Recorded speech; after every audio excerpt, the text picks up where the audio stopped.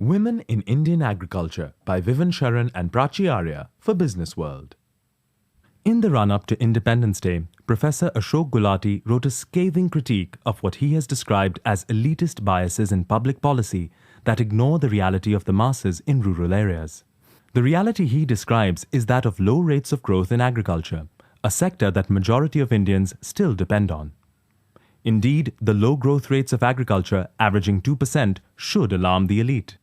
Why has the agricultural sector received scant media attention aside from when it is associated with farmer suicides? The short answer would be that the core issues are not proximate to the urban elite.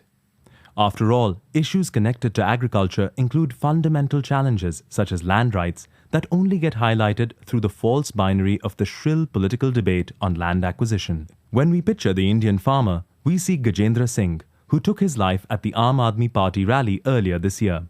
According to the last census, women constitute over 48% of agricultural labourers, while men trailed behind at just under 35%. Agricultural labourers, unlike cultivators, work on other people's land and make up the largest share of agricultural workers.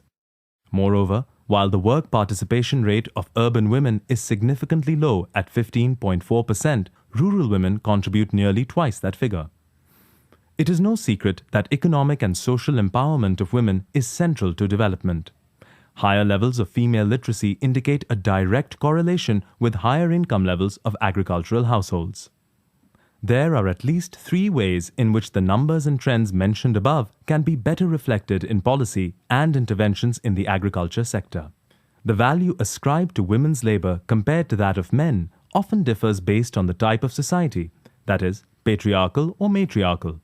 To rectify this and the prevalent income disparity, the first suggestion is that the centrally sponsored schemes, such as those administered by the Department of Agriculture and Cooperation, must develop special provisions for women beneficiaries.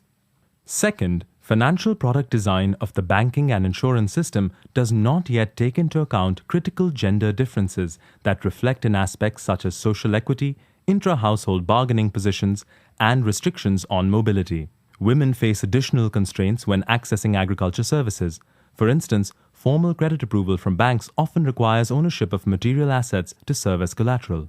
The Indian Agricultural Census 2010-11 provides a stark reminder that the rate of growth in the number of female landholders and the corresponding land area ownership continues to be low, despite amendments to the Hindu Succession Act, HSA. The Act includes daughters as equal co-partners for interstate succession, giving them an equal share of their parents' land as that of a son. Third, the role of civil society is no doubt critical in highlighting the specific needs of women in agriculture and raising awareness. Most farmers are unaware of crop insurance. This lack of awareness is further exacerbated in the case of women. There is a clear imperative for civil society to providing timely information to rural women on a host of given areas, ranging from types of crop insurance to weather patterns.